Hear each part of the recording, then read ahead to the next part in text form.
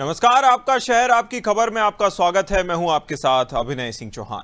आपका शहर आपकी खबर में आज बात करेंगे सतना, पखांजूर और डिंडौरी की, जहां आज उठाएंगे इन शहरों के आज के बड़े मुद्दे और जानेंगे ग्राउंड जीरो से हकीकत। तो चलिए शुरू करते हैं आपका शहर आपकी खबर।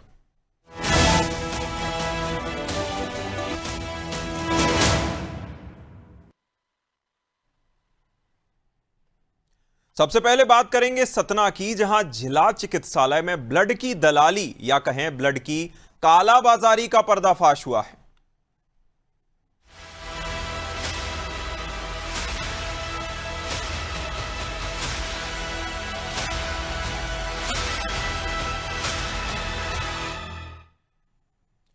सरकारी अस्पताल जहां मरीजों को राहत देने के लिए बने होते हैं और वहां मिलनी भी चाहिए, और अगर वहीं मजबूरी की सबसे महंगी कीमत चुकानी पड़े, वसूली की जाए, तो यह सिस्टम पर सीधा सवाल खड़े करता है।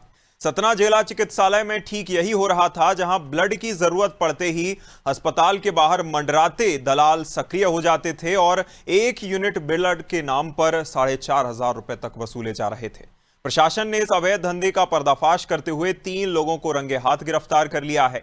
यहां जानकारी के मुताबिक जिला अस्पताल में गंभीर मरीजों के परिजन ब्लड की व्यवस्था के लिए परेशान रहते थे और इसी मजबूरी का फायदा उठाकर ये लोग खुद को सहायता करने वाला बताकर संपर्क साधते और तय रकम लेकर ब्लड दिलाने का दावा करते थे। लंबे समय से मिल रही शिकायतों के बाद प्रशासन हरकत में आया। एसडीएम राहुल सिलाडिया ने पूरी कार्रवाई को कानूनी और मजबूत बना दिया, जिसमें जीपीएस लोकेशन के साथ वीडियो रिकॉर्ड भी किया गया। इसी के साथ वहीं एक रकम व्यक्ति को देकर दलाल तक पहुंचाया गया ताकि सबूत पुख्ता रहें और इस बड़ी कार्रवाई को अंजाम दिया जा सके। इसमें खून की दलाली करने वालों को दबोचा गया, जहां योजना के तहत जिला चिकित्सालय के बाहर स्थित एक चाय ठेले पर ब्लड की डील हुई थी, जहां बातचीत के दौरान दलालों ने साफ कहा कि 4,500 रुपए में 1 यूनिट ब्लड मिलेगा। जैसे ही वह सौंपे गए तो मौके पर मौजूद एसडीएम और सिटी कोतवाली पुलिस ने तुरंत कार्रवाई करते हुए रत्नेश साहू को दबोच लिया।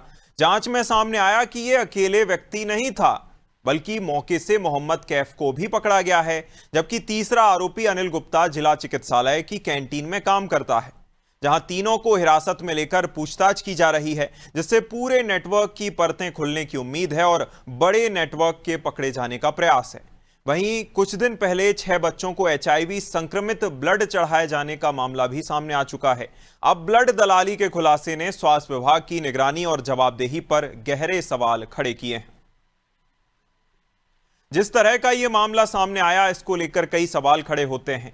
क्या जिला चिकित्सालय में जिस तरह से ब्लड की कालाबाजारी की जा रही है, उसको लेकर कोई चेक नहीं करता या कोई भी किसी तरह का परीक्षण नहीं होता? क्या इस तरह से जो वसूली की जा रही है, ब्लड की कालाबाजारी हो रही है और जो ब्लड के दलाल, खून के दलाल खुलेआम घूम रहे हैं, इनको लेकर इन्हें प्रशासन और कार्रवाई का कोई डर नहीं? इस तरह के कई सवाल खड़े होते हैं। इसके बावजूद जब तक इन लोगों को पकड़ा गया, सोचिए कितने लोगों को ये खून के नाम पर चूना लगा चुके होंगे, अवैध वसूली कर चुके होंगे। और इससे पहले जो मामला सामने आया था कि बच्चों को, यानी कि अबोध बच्चों को जिस तरह से एचआईवी पॉजिटिव ब्लड चढ़ा दिया गया, इसे लेकर भी कई सवाल खड़े होते हैं। तो हमने कुछ नोट चिन्हित किए थे राहुल आईटी कुमारी। उस नोट को हम लोगों ने जब एक व्यक्ति को भेजा तो किसी ने पान की दुकान से कोई था, उसने बताया कि सामने जो फल ठेला लगा है उसका वो बता देगा, वो उसका उपलब्ध करा देगा। फिर जब एक व्यक्ति को भेजा गया तो उसने 4,500 रुपये की मांग की। 4,500 रुपये हम अपनी ओर से किए। उसका एक टाइम स्टाम्प वाला वीडियो बनाया। उन वीडियो में हमने नंबर नोट किए। 500 के कुल 7 नोट थे और एक 200 रुपये के कुल 4 नोट थे और 100 रुपये के 2 नोट थे। ये हमने वीडियो पहले ही बना लिया, उसमें टाइम स्टैम्पिंग का वीडियो था। और उसके बाद हमने पैसे लेके सामने उसको ब्लड लेने के लिए भेजा। उस व्यक्ति ने बताया कि ब्लड डोनर आएगा, तब तक हम लोग तब तक इंतज़ार करिए। और उसके बाद उसने ब्लड डोनर को बुलाया। ब्लड डोनर पहुंचा नहीं, लेकिन इतना पैसे उससे ले लिए। उसके पैसे लेने के बाद हमने उसको पकड़ लिया है। और खबर पर ज्यादा जानकारी के लिए हमारे साथ मेरे सहयोगी राकेश जुड़ गए हैं। राकेश, कब से चल रही थी ये खून की कालाबाजारी? वो तो एसडीएम ने जो है अपनी सूझबूझ का फायदा उठाकर वीडियो बना लिया, सबूत इकट्ठे कर लिए, नहीं तो लंबे समय से चल रही होगी। क्या है पूरा मामला? ब्लड बैंक में काफी समय से ये खून की कालाबाजारी चल रही है और कहीं ना कहीं 6 बच्चे जो HIV पॉजिटिव हुए हैं उनमें उनको उनके माता पिता और उनके परिजन के ऊपर कितनी बड़ी मुसीबत टूट पड़ी है उस ब्लड के कारण। क्योंकि पहले से वो एक पेशेंट थे और गंभीर बीमारी से वो ग्रसित थे। इसके बावजूद जो खून के द्वारा उनको दूसरी बीमारी, गंभीर बीमारी मिली जो लाइलाज बीमारी है, उस पे तो काफी ज्यादा परेशान है वो।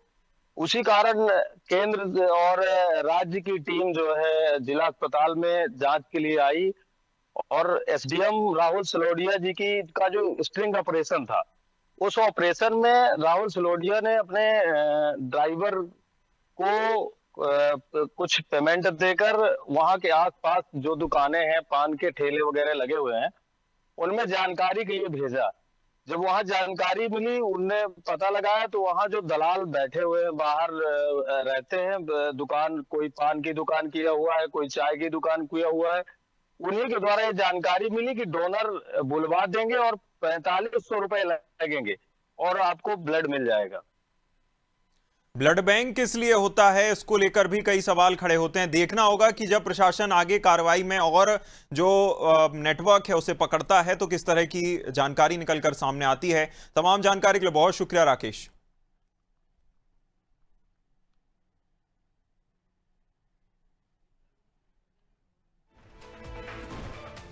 सतना में खून की दलाली का ये बड़ा खुलासा एसडीएम की सूझबूझ से तो हुआ है, लेकिन अब तक ये भी सामने नहीं आया कि सिर्फ 3 ही आरोपी इसमें मिले हुए थे या अस्पताल के और भी अधिकारी की मिली भगत इस मामले में सामने आई है।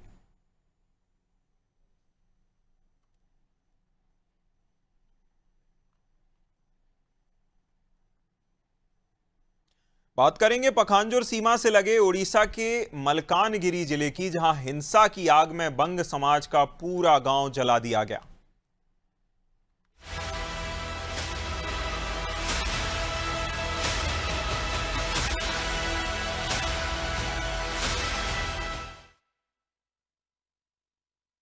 मलकानगिरी जिला, जहां के MV 26 क्षेत्र में एक महिला की हत्या के बाद हालात बेहद तनावपूर्ण बने हुए हैं। घटना के बाद बंग समाज के पूरे गांव को निशाना बनाकर आगजनी और तोड़फोड़ की गई, जिससे कई घर जलकर खाक हो गए और दर्जनों परिवार जान माल के डर से घर छोड़ने को मजबूर हो गए। घटना की जानकारी मिलते ही छत्तीसगढ़ बंग समाज के अध्यक्ष, पदाधिकारी और भाजपा के कुछ नेता मलकानगिरी पहुंचे और पीड़ित परिवारों से मुलाकात कर हालात का जायजा लिया। साथ ही प्रशासन ने दोषियों पर सख्त कार्रवाई की और पीड़ितों की सुरक्षा की मांग की गई है। जहां समाजजनों ने इस घटना पर गहरा दुख जताते हुए आर्थिक और आवश्यक सामग्री की सहायता मलकानगिरी भेजी है तथा मृत महिला के परिवार को भी सहयोग देने के निर्णय लिया है। जहां फिलहाल क्षेत्र में तनाव बना हुआ है और स्थायी समाधान, मजबूत सुरक्षा व्यवस्था की मांग लगातार की जा रही है। ये विगत 7 दिसंबर और 8 दिसंबर की घटना है, जिसमें मलकानगिरी के राखेलगुड़ा गांव की एक महिला बहन मुके पड़ियामी, उनकी निर्मम तरीके से हत्या हो गई थी। उस हत्या के बाद संदेह के आधार पर कुछ लोगों ने उस हत्या में 26 नंबर के किसी ग्रामीण को दोषी मानकर ये पूरा षड्यंत्र पूरे गांव के ऊपर आकर आक्रमण कर दिया, आगजनी की। हर एक घर को उसके ताले दरवाजे तोड़े गए, उसमें जो रखे हुए 50-60 साल की जो कमाई थी, सोने चांदी पैसे आभूषण सब लूट लिए गए। जो लूटने लायक नहीं थे उसे आग के हवाले कर दिए गए। वर्तमान में आप लोग किस प्रकार की सहायता कर रहे हैं? वर्तमान में हम लोग बंग समाज की ओर से, छत्तीसगढ़ के पूरे बंगाली समाज की ओर से जो निर्मम तरीके से मुके पड़ियामी की बहन की हत्या हुई है उसकी हम घोर निंदा करते हैं और बंग समाज इस तरह के कृत्य को कभी समर्थन नहीं करता और हम चाहते हैं कि उस बहन की जिसने भी हत्या की हो उसकी कड़ी से कड़ी सजा मिले। मैं आने के बाद यहाँ पे सभी घरों में गए और जाने के बाद जो देखा, बयां करने की स्थिति में नहीं हूँ मैं।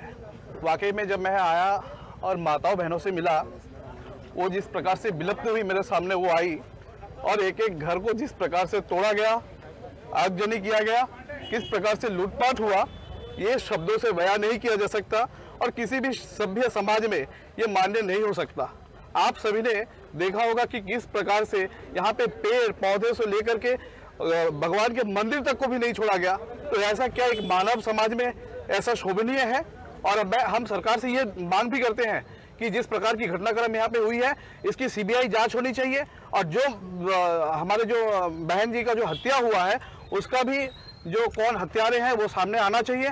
देखिए, आज जो उड़ीसा की घटना, आज हम लोग MB 26 नंबर में है, जो बहुत दुखद घटना है और इसका निंदा करते हैं। हमारे सरकार यहाँ पे भी है, छत्तीसगढ़ में भी है और जो भी यहाँ पे असामाजिक तत्व द्वारा जो भी कृत्य किया गया इसका बहुत निंदा करते और इस पर सरकार से हम चाहते हैं कि इसका सीबीआई जांच हो, उचित कार्रवाई हो दोषी के ऊपर, चाहे वो हमारे किसी यहाँ का महिला का जो कृत्य यहाँ पे हुआ है उसका और हमारे बंगवासी बंधु के ऊपर जो भी अत्याचार हुआ इसमें सीबीआई जांच हो।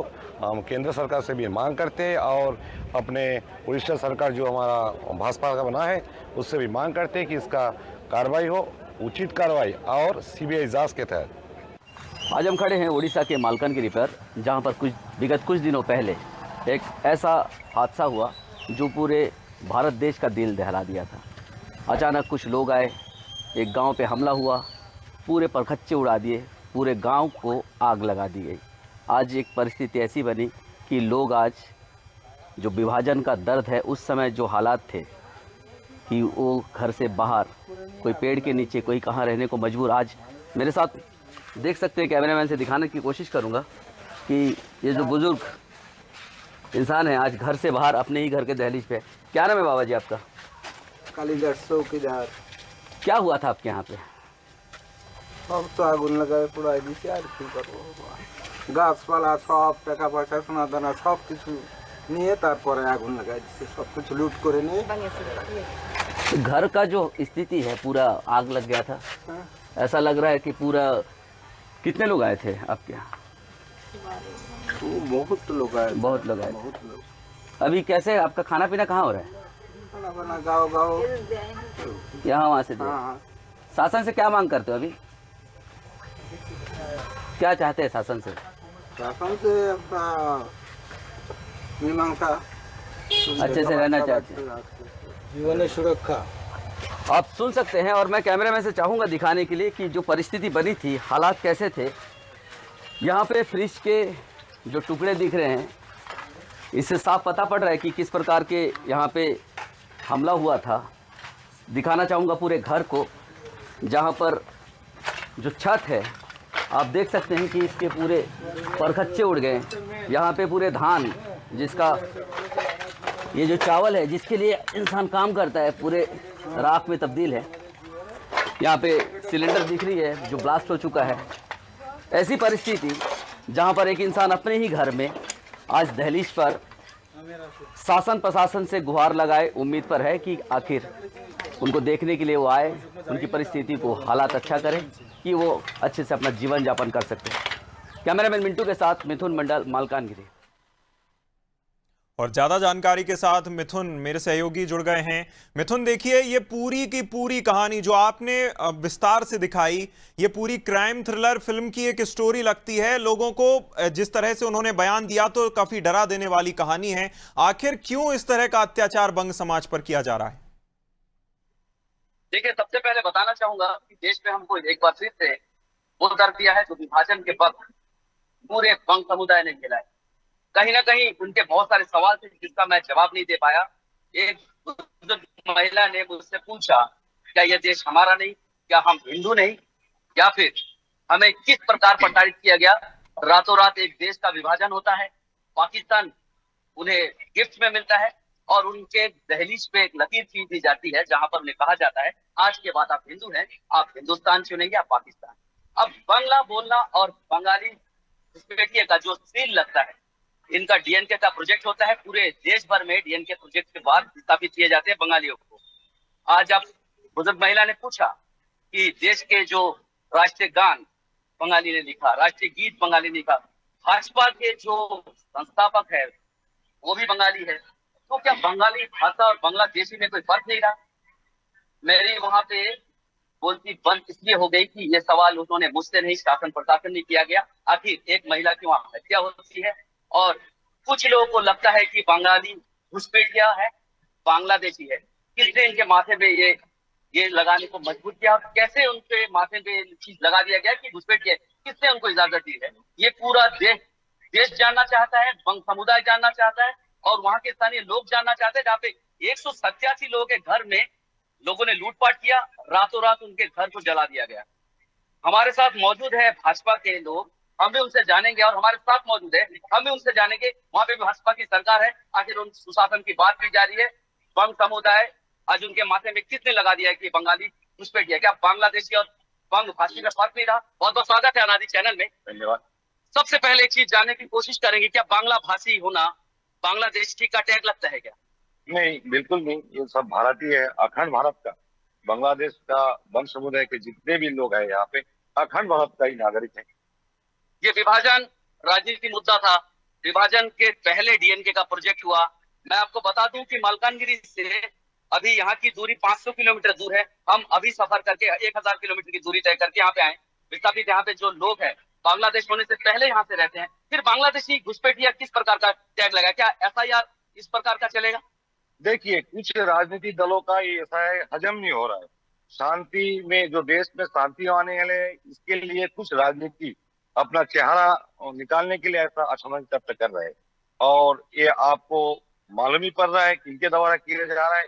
जहां जहां हमारे भाजपा सरकार है वहां पे लोगों का शांति वार्ता होते रहते हैं और हमेशा लोग शांति से वहां पे बात करते हैं। लेकिन कुछ लोगों का ये चीज हजम नहीं हो रहा है। आने वाले चुनाव के लिए हमें बदनाम करने के लिए बिल्कुल इस तरह के असामाजिक लोगों को लेके ऐसा घटना का अंजाम दिया जा रहा है। बार बार एक बात होती है कि हम रोहिंग्या मुसलमानों की बात नहीं कर रहे जो देश में घुसपैठिया कर रहे हैं, हम बंग समुदाय के लोग बात कर रहे हैं जो यहाँ पे शासन द्वारा यहाँ पे बिठाया गया था, सारी चीजें शासन द्वारा दी गई। आज फिर इनके माथे में ऐसे टैग लगा दिए गए हैं बांग्लादेशी घुसपैठिया। क्या बांग्ला बोलने की सजा मिलती है इनको? नहीं, बिल्कुल नहीं। देखिए, हमारे सम्माननीय प्रधानमंत्री नरेंद्र मोदी जी ने ये घोषणा कर दिया है कि 2014 तक जितने भी हिंदू भारतवर्ष में है उसका नागरिकता मिलेगा और मिल भी रहा है।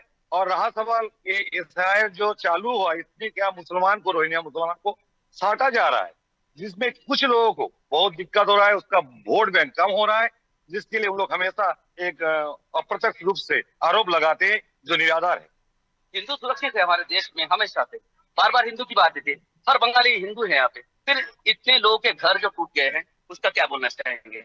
देखिए, उसमें भी हम लोग कल दौरा किया था, पूरे पलकोट के जितने भी हमारे भाजपा के नेतृत्व और बंगाली समुदाय लोग, वहां पे जाके हमें पता चला यही चीज कि वहां पे कुछ कांग्रेसियों द्वारा कुछ आतंकवादी संगठन जैसा नक्सलवाद इनके सहारा लेते हुए हमारे किसी मतलब एक गांव पे पूरा धावा बोलते हैं और इसमें बिल्कुल एक षड्यंत्र तरह हमारे विपक्ष वाले हमें बदनाम करने के लिए किया जा रहा है। और उस सरकार से भी हमारे बात हुआ जिसमें हमेशा हम लोग सुरक्षित है। आज भी वहाँ पे पूरी व्यवस्था की जा रही है शासन के द्वारा। वहाँ के विधायक से बात हम लोग खुद किए हैं, विधायक द्वारा वहाँ पे जो मूलभूत सुविधा भी वर्तमान में जरूरत है सब पूरा किया जा रहा है। आगे जाके उनकी भी कार्रवाई हो रहा है और जिनके द्वारा एक किया जा रहा है उनके ऊपर बिल्कुल कार्रवाई होगा और न्याय तरीके से कार्रवाई होगी। आपने सुना है कि जरूर वहां पे सभी अब सुरक्षा की बात कर रहे हैं, लेकिन कहीं ना कहीं पूरा गांव फिलहाल उजड़ा हुआ है। वही विभाजन का जो दर्द है एक बार फिर से देखने को लोग मजबूर भी हैं और सहने को भी। खाने की जब बात आ रही है, लोग वहां समय से खाना नहीं मिल रहा है, होने के लिए जगह नहीं है। बिल्कुल, कहीं ना कहीं जब किसी का घर बना बनाया घर उजड़ जाए तो उसके लिए तो एक तरह से परेशानियों का उसके ऊपर जो है समस्या उसके लिए काफी बड़ी हो जाती है। मिथुन, नजर बनाए रखिएगा, आपसे जानकारी लेते रहेंगे। तमाम जानकारी के लिए बहुत शुक्रिया। जिस तरह मलकानगिरी की ये हिंसा की घटना सामने आई है उस दर्द को बयां करती है जब किसी के ऊपर घुसपैठिया होने का जो है टैग लगा दिया जाए, उसे घुसपैठिया करार दे दिया जाए और पूरे के पूरे गांव में आगजनी करते हुए लूटपाट की जाए, तो इस तरह की तस्वीरें निकलकर सामने आती हैं। और चलिए अब बात करेंगे मध्य प्रदेश के डिंडौरी की, जहां ग्रामीणों ने पानी की समस्या को लेकर चक्का जाम कर दिया है।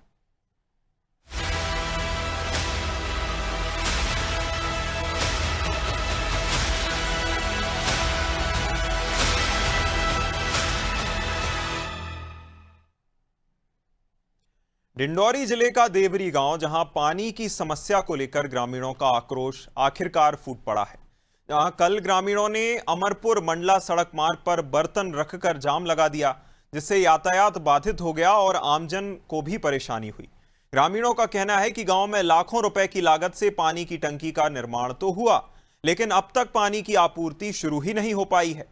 जहां पानी ना मिलने से नाराज ग्रामीण सड़क पर धरना देकर जल्द समाधान की मांग कर रहे हैं। फिलहाल ग्रामीणों का क्या कुछ कहना है, आप भी सुनिए। कहाँ से लाती हो पानी आप? नाला का पानी पीते हैं, कहाँ से पानी? जाकर देखो तुम, चेक करो। आपके यहाँ तालाब है, नाला है, नदिया है या नदिया? आपके यहाँ नल जल योजना लगी है ना? नदी पर मोटर खराब बिगड़ जाता है तो कौन से? तो कितने दिन से बंद है वो? तो महीना भर हो गया बंद।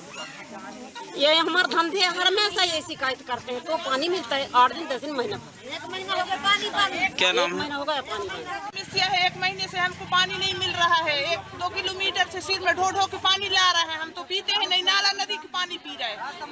हम कहाँ जाए, मर जाए का पानी के बिना? तो आपके यहाँ नल जल योजना लगी है? कोई नहीं है, 8 दिन चलता है और फिर बंद हो जाता है, कोई पानी आनी नहीं देते हैं। 1 महीने से हो गया जल थल योजना का पानी बंद। हम लोगों को पानी पीने के लिए नहीं मिलता, इसलिए।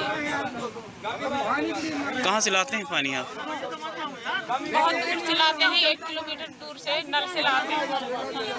तो आपके यहाँ नल जल योजना नहीं है, भी उसमें पानी नहीं आता। और ज्यादा जानकारी के साथ मेरे सहयोगी लियाकत खान हमारे साथ जुड़ गए हैं। लियाकत, देखिए जिस तरह की परेशानी है, यूं तो फ्लैगशिप योजना नल जल योजना केंद्र सरकार की भी फ्लैगशिप योजना की और जो है राज्य सरकार की भी, लेकिन दावे के विपरीत इस तरह की तस्वीरें सामने आती हैं। क्या है पूरा मामला और क्या स्थिति देखी जा रही है? जी मैं बताऊंगा। मैं ये डिंडौरी जिले के देवरी गांव का मामला हैगा और लाखों करोड़ों रुपए की लागत से तो ग्राम पंचायतों में जल जीवन मिशन का काम कर दिया जाता है, और मगर इसका लाभ जो है लोगों को मिलता नहीं। और ये अधिकतर देखने में तो ये आता है कागजों में ही इसको पूर्ण कर दिया जाता है, और इसी को लेकर जो है अधिकारियों की तरफ से वाहवाही की जाती है। लियाकत, देखिए कहीं नल जल योजना में हमने मध्य प्रदेश में अजब गजब तस्वीरें भी देखी हैं। कहीं नल लग जाता है तो वहां पाइप नहीं रहता, यानी कि सिर्फ नल लगा हुआ है। कहीं टंकी लगी होती है तो वहां जमीन के अंदर जो है पाइपलाइन नहीं बिछती।